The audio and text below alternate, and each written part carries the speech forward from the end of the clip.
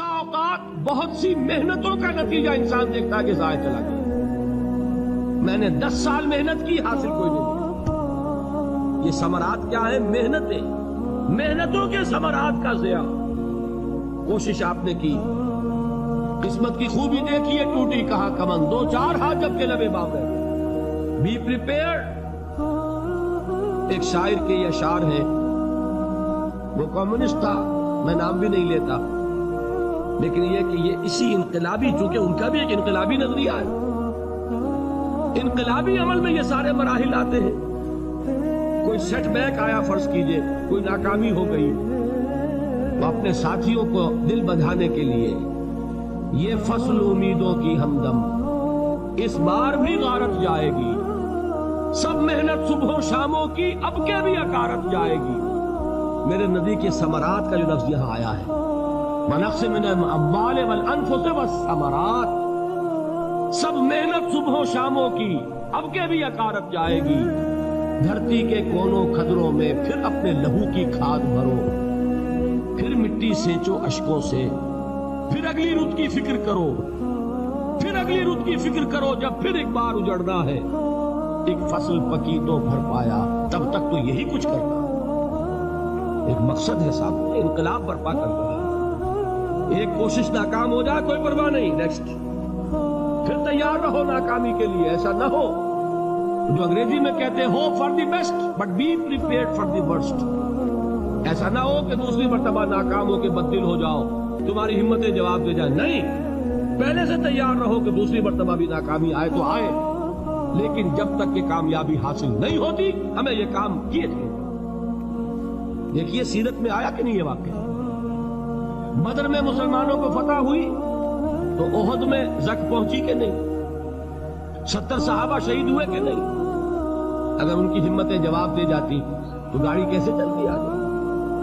تو فرمایا وَلَنَبْلُوَنَّكُمْ بِشَيْءٍ مِّنَ الْخَوْفِ وَالْجُوعِ وَنَقْصٍ مِّنَ الْأَمْوَالِ وَالْأَنفُسِ وَالثَّمَرَاتِ، ہم تمہیں لازماً آزمائیں گے، خوف کی کیفیت سے، فقر و فاقے کی کیفیت سے، بھوک سے، جان کے نقصان سے، مال کے نقصان سے، محنتوں کے حاصل کے ضائع ہو جانے سے۔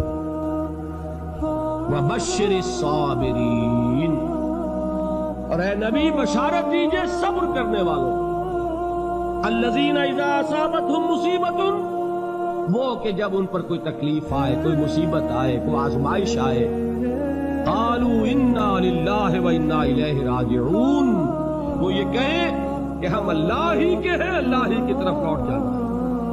یہ وہی انداز ہے جو میں نے فارسی کا شعر سنایا تھا آپ کو کہ سرے تسلیم خم ہے جو مزاج یار ہے، وہ ہمارا مولا ہے، ہمارا آقا ہے، اگر اسے یہی منظور ہے تو ہمیں بھی یہی منظور ہے۔ میں نے تسلیم و رضا کی بات کی تھی نا، آپ کو کچھ شعر سنائے تھے، ایک شعر اور سنیے، اور یہ کس کا ہے؟ محمد علی جوہر کا۔ ایک مرتبہ جیل گئے، ان کی ایک بیٹی جوان بیمار ہوئی، فوت ہو گئی، باہر چھوڑا انگریز نے، جاؤ بھائی دفن کر دو بیٹی کو۔ دوسری مرتبہ جیل گئے، دوسری جوان بیٹی اسی مرض میں مبتلا ہوئی، اب یہ جیل میں ہے، خبر پہنچی کہ دوسری بیٹی کے اوپر بھی اسی مرض کا حملہ ہوا۔ ایک نظم لکھی ہے جس کا آخری شعر یہ ہے، تیری صحت ہمیں منظور ہے لیکن اس کو نہیں منظور تو پھر ہم کو بھی منظور نہیں۔ یہ ہے، جب تک یہ کیفیت نہ ہو اس میدان میں آدمی ثابت قدم نہیں رہ سکتا کہ میرے رب کو اگر یہ منظور ہے تو یہی مجھے منظور ہے، اور تیری صحت ہمیں چاہیے تو ضرور، لیکن ہمارے رب کو منظور نہیں تو ہمیں بھی منظور۔ راضی برضائے رب۔ وَبَشِّرِ الصَّابِرِينَ الَّذِينَ إِذَا أَصَابَتْهُمْ مُصِيبَةٌ قَالُوا إِنَّا لِلَّهِ وَإِنَّا إِلَيْهِ رَاجِعُونَ، نہ شود نصیب دشمن کے شود ہلاک تیغت، سر دوستہ سلامت کے تو خنجر آزما۔ أُولَئِكَ عَلَيْهِمْ صَلَوَاتٌ مِّن رَّبِّهِمْ وَرَحْمَةٌ، یہی ہے وہ لوگ جن پر ان کے رب کی طرف سے عنایتیں ہیں اور رحمتیں ہیں۔ وَأُولَئِكَ هُمُ الْمُهْتَدُونَ، اور یہی ہے وہ لوگ جو کامیاب ہونے والے ہیں، ہدایت پانے والے، ہدایت یافتہ۔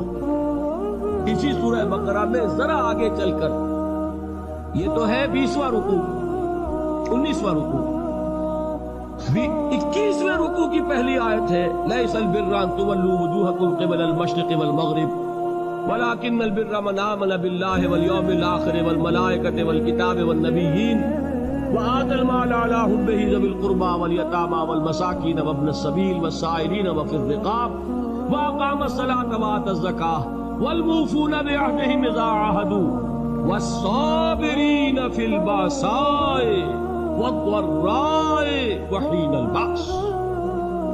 اب یہ آیت جو ہے سورۃ العصر میں جو مضامین آیت ہے سارے اس میں موجود ہیں. وہاں ایمان کا لفظ آیا, یہاں 5 ایمانیات کی تفصیل آ گئی, اعمال کی تفصیل آئی, اور آخری بات وہاں کیا ہے وتواصوا بالصبر, اور یہاں کیا ہے والصابرین فی البأساء والضراء وحین البأس. اور صبر کرنے والے, اصل نیکی ان کی ہے جو صبر کریں. کس میں؟ جنگ کے وقت, ذرائے, باسائے, باسا کہتے ہیں فقر اور فاقہ.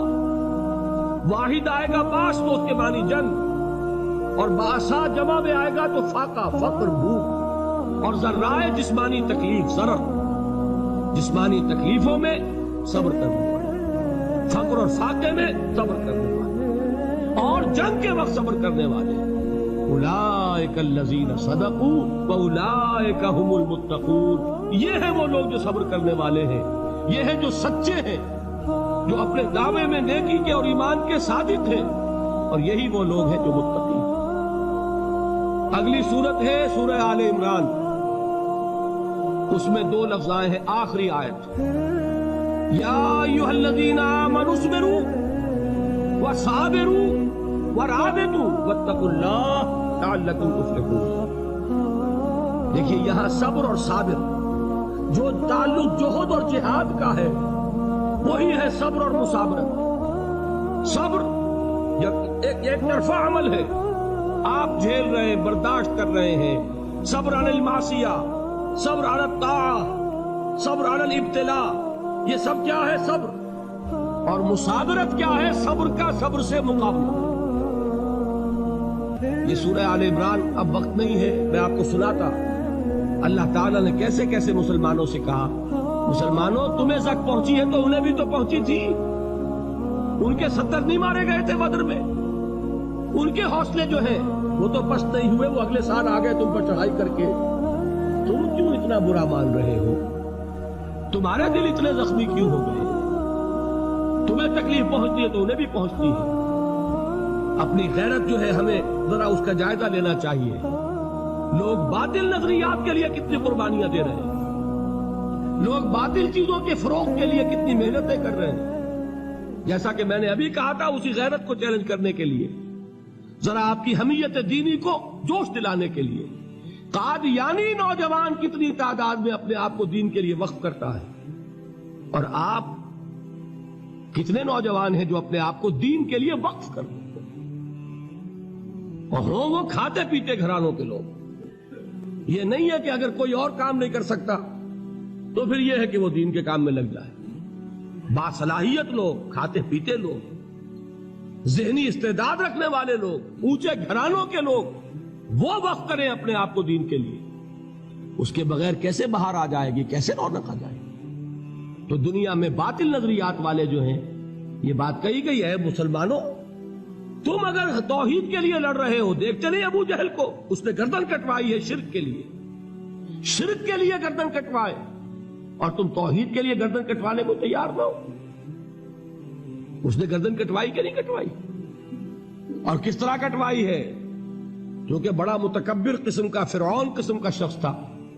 جب گردن کاٹنے لگے تو کہتا ہے ذرا نیچے سے کاٹنا, تاکہ جب تم نیزے کے اوپر چڑھاؤ میرے سر کو تو اونچا نظر آئے, معلوم ہو سردار کا سر.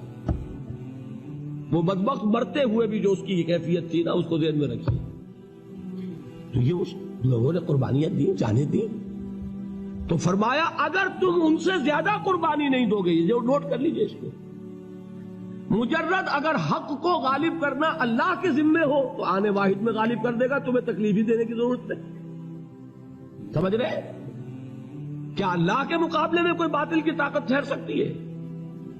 یہ تمہارے ایمان کا امتحان ہے، یہ تمہارے خلوص کی آزمائش ہے، یہ تمہارے امتحان کا ثبوت درکار ہے کہ اللہ تعالیٰ دیکھنا چاہتا ہے تم اس کے لیے اپنی جانیں قربان کرنے کو تیار ہو کہ نہیں، تم اس کے لیے تن من دھن لگانے کو تیار ہو کہ نہیں۔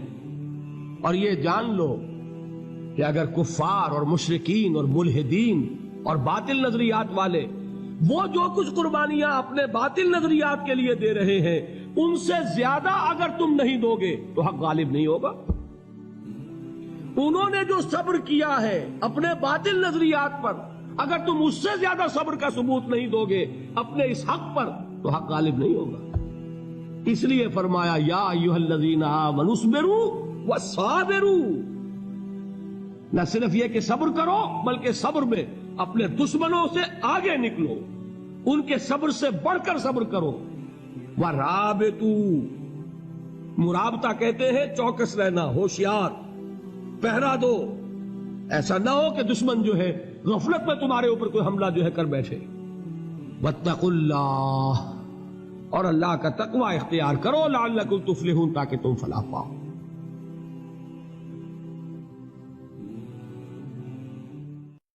دین کی بات پھیلانا صدقہ جاریہ ہے، ثواب کی نیت سے ویڈیو کو شیئر ضرور کیجیے۔ جزاک اللہ۔